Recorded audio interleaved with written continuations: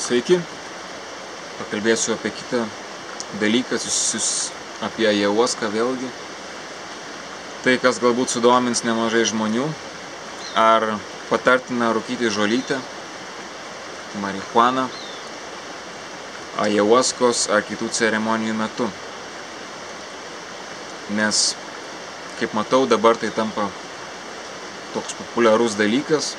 Žmonės išgeria ajahuaskos, yra toje patirtyje ir paskui dar parūko žolytės ir gaunasi kaip ir naujas sekantis raundas vos ne. Ar tai yra teisinga? Aš manau, kad žolytė yra šventas augalas, kurį reikia gerbti, tačiau nepiknaudžiauti. Nes jeigu piknaudžiaujame, tai bus narkotikas. Gerai? Pragyvenęs Peru 10 metų. Ir kaip žinot ar nežinot, aš ir atvykau į Peru tam, kad eičiau šamaniniu keliu. Pradalyvavęs šimtuose ceremonijų, nežinau kiek tų šimtų bus, sakau 300 ajahuaskos ceremonijų, nes tai yra pirmas skaičius, kuris man šauna į galvą. Daug tų ceremonijų. Pabuvęs su nemažai šamanų, jų tarpe tikrų šamanų. Nei vienas rimtas šamanas Peru nemaišo ajahuaskos su žolyte. Nei vienas mano sutiktas rimtas šamanas nemaišo.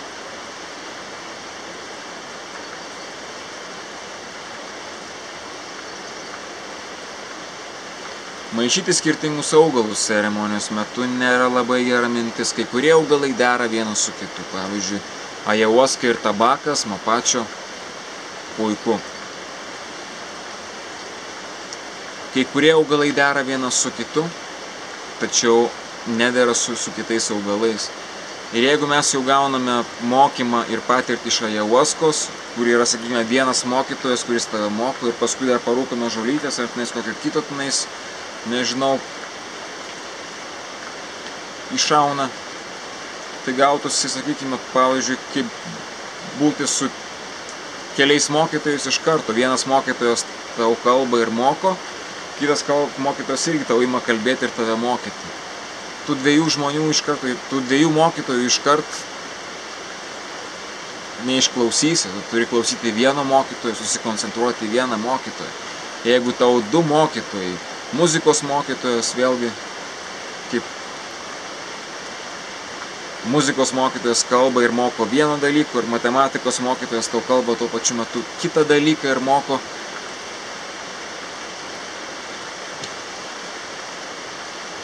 nesuveiks gerai.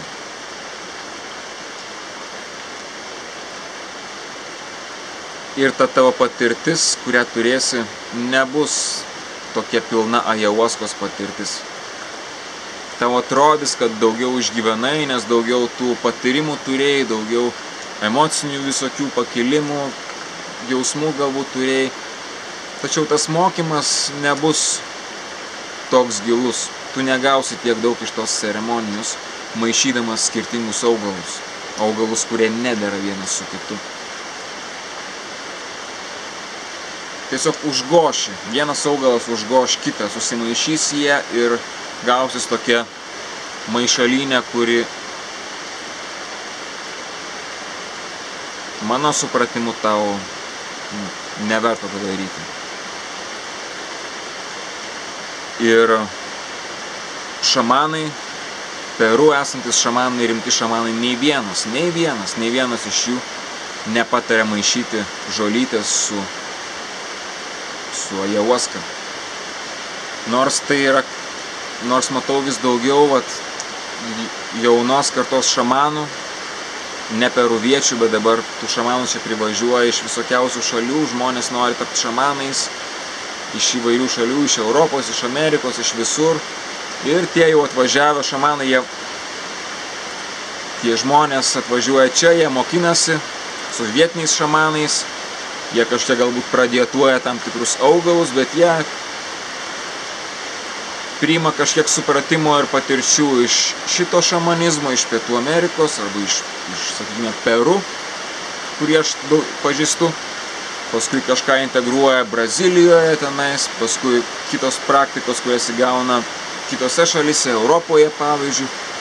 Taip pat yra žinių.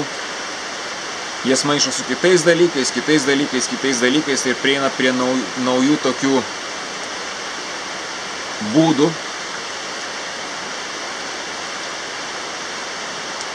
kas iš vienos pusės atrodo yra gerai,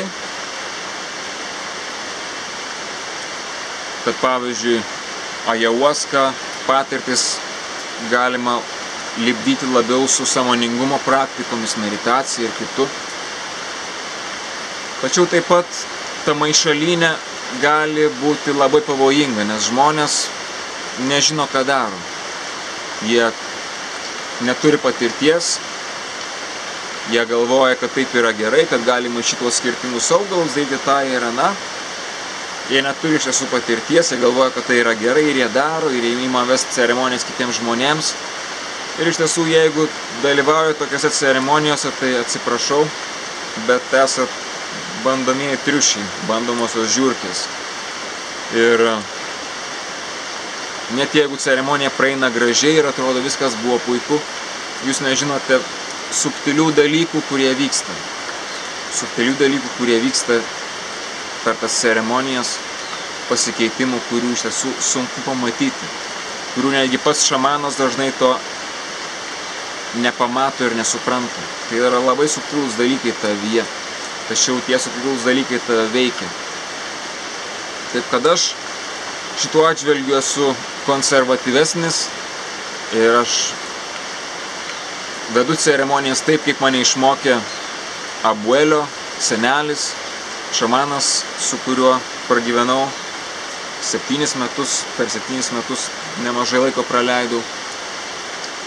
Šiais metais jis jau išėjo iš šito pasaulio, jam 97 metai buvo sukakę šįmet senelis.